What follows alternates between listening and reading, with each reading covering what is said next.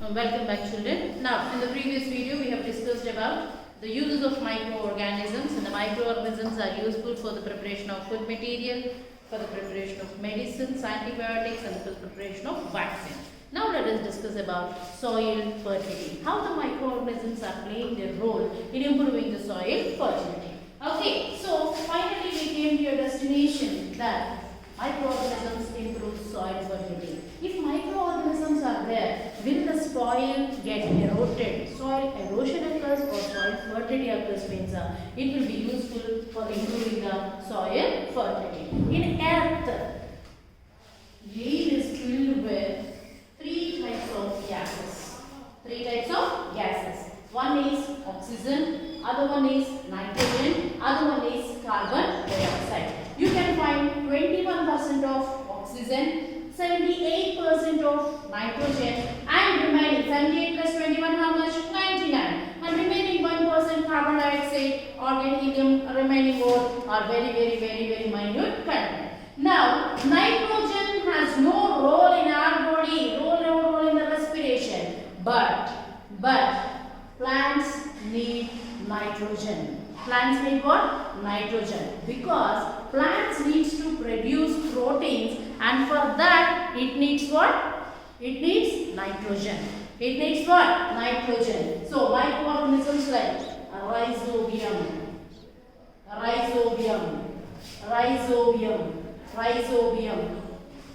nostoc, anabina. Okay, rhizobium, nostoc, anabina. What do they do? You know, they will supply nitrogen from atmosphere to the plants.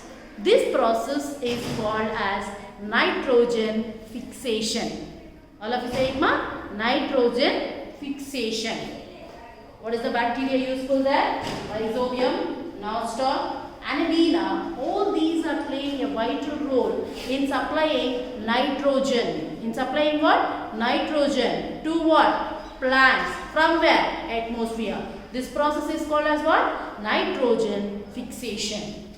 Nitrogen fixation. Now let us see what is nitrogen fixation is. Take the example of bean plant. Okay, their roots will have bean plant, groundnut, anything else you can take. Okay, their roots will have nodules like this. Their roots will have what? Nodules. Their roots will have what? Nodules. And in these nodules, bacteria called rhizobium will live. In these root nodules, what will be present now? Rhizobium will be present. They have the power of attracting what? Nitrogen present in the atmosphere. Now, rhizobium is getting what? Shelter. Rhizobium is getting shelter, and rhizobium is giving food to the plant. Food is provided by rhizobium to the plant. Shelter is provided by the plant to the rhizobium. Mutual benefit, mutual understanding. This process of mutual benefit, of mutual understanding between two organisms is termed as symbiosis. What is that, ma'am? Symbiosis. Understood? If anyone is not having, so if you are coming for an exam, you need one pencil, one pen for your exam. Unfortunately, you brought two pens, and unfortunately, your friend brought two pencils. What will you do then? You need a pencil and a pen. You brought two pens. That fellow brought two pencils. What they will do? They will exchange. You will give your pen to that boy and you will take his pencil. Here, both are getting benefited. This is called mutual cooperation, mutual benefit. This process of mutual benefit between two organisms. This is a plant. This is a microbe. Microbe is getting shelter in its body. In fact, it is supplying food in the form of nitrogen.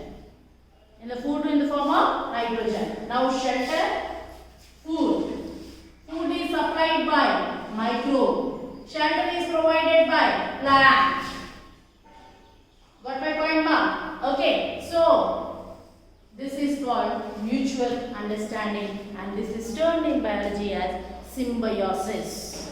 What is that, ma? Symbiosis. So because of nitrogen fixation, many microorganisms, many microorganisms are helping out plants to get abundant nitrogen in them. If they are supplied with abundant nitrogens, they can produce more number of proteins. If they get more number of proteins, obviously we will enjoy the food called proteins from that plant.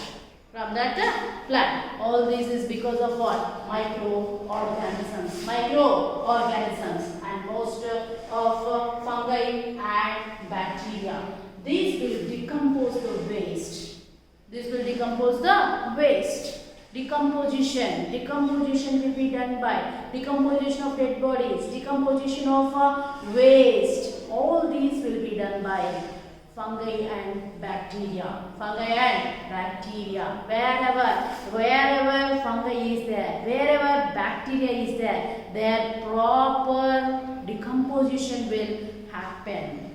And in turn, that decomposed material will be again changed into fertilizers, and it will be supplied to plants once again. This all because of what? Because of microorganisms. Now you imagine these two are pits. These two are pits in any corner of your houses or any corner of your school. Anything else you can do? Dig two pits. Okay, or take two pits, fill them with the soil. Okay, and in one pit you take papers, leaves, peels, fruit peels. After you eat, fruit peels will be there. After your mother cooks something, onion peels will come out. After your mother cooks curries, the vegetable waste will come out. All that you keep it in one pit. All the polythene bags, milk packets, glass bottles, plastic waste, polythene covers, all that you keep it in one pit. And again cover them with the soil. Sprinkle some water every day. Every day you sprinkle some water. There you will find out after 4 to 5 days or after a few days, what will happen? This will not be having any change.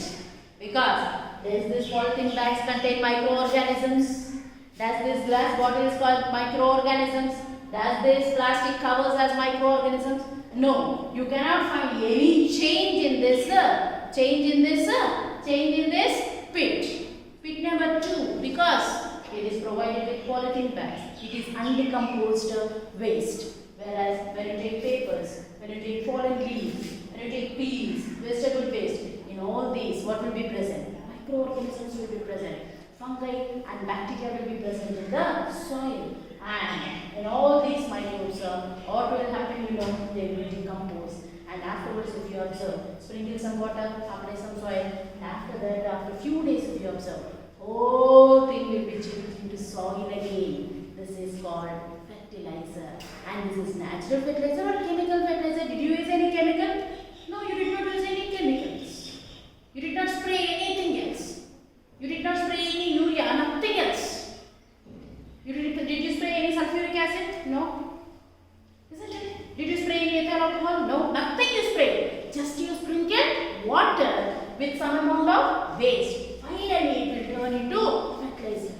And that fertilizer will be again supplied to plants in your garden only. So this is a very, very useful process. How this is changed into fertilizer? How this is changed? How this is decomposed? What happened to your leaves? Where are that leaves? If you want to again search that leaves, can you? No, because all that has been decomposed and it is changed into soil. It is a fertilizer now. It's a natural fertilizer. All this is because of what? Microorganisms. Because of action of microorganisms present in the paper, leaves, peels, vegetables, and all our soil is also filled with fungi and bacteria. They increase the fertility of the soil. Almost the top inches of the soil. Is having what? Is having fungi and bacteria.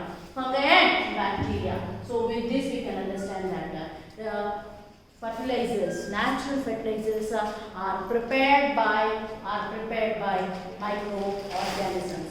The soil, the topmost layer of the soil, the topmost inches of the soil is being protected because of microorganisms. Okay, and you come to BT here. This is a very new concept for you. Bacillus thuringiensis. Okay, so it's a name of a bacteria. This bacteria has the capacity to produce a toxin, to produce a medicine for what? They can kill the pest. It can kill the pest produced from what? Plants. Produced from what? Plants. Okay, so now this BT is the name of bacteria which is having what? The capacity to kill pests which are produced in the crops. Pests which are produced in the crops or plants or anything else. Okay, now in that way only BT cotton is prepared when they are cultivating cotton crop. They will introduce, they will isolate this BT and they will collect the gene from this BT and they will introduce in the crop called cotton, and it is acted as a pesticide. It is acted as a biopesticide without using any chemical. Here did we use any chemical? No. Here also without using any chemical. This bacteria called BT is being introduced in the crop without using any chemicals. We are able to kill what? We are able to kill the pest which is growing in the crops. So in this way also the microorganisms are useful to us. So in this way we came to an understanding that there are many types of microorganisms. There are many types of microorganisms. Of course few are harmful. In the next videos we will discuss about what? The different types of microorganisms which are harmful. Now in this video we have discussed about 5 types of uses. First one is what? Preparation of food material. In the idli dosa products we have used microorganisms. Preparation of curd. Preparation of bakery products. Preparation of molasses. So molasses is mixed with the yeast. Fermentation will be giving you what? Ethyl alcohol. Okay, even hot drinks called beer, whiskey, all these also prepared from what? Fermentation products. Grape wine juice. Wine is also prepared from what? Microorganisms. In second, we have seen that almost all the medicines, all the antibiotics especially, are prepared from microorganisms. Not only that, as said, prevention is better than cure. Prevention is better than cure. For the prevention, we need to produce a vaccine. That vaccines are prepared by antigens isolated from weak antigens or dead antigens isolated from microorganisms are introduced in the body to save ourselves from dangerous and dreadful diseases. And finally, to improve the soil fertility. And to supply nitrogen to the plants. Nitrogen is necessary for the plants for the preparation of proteins.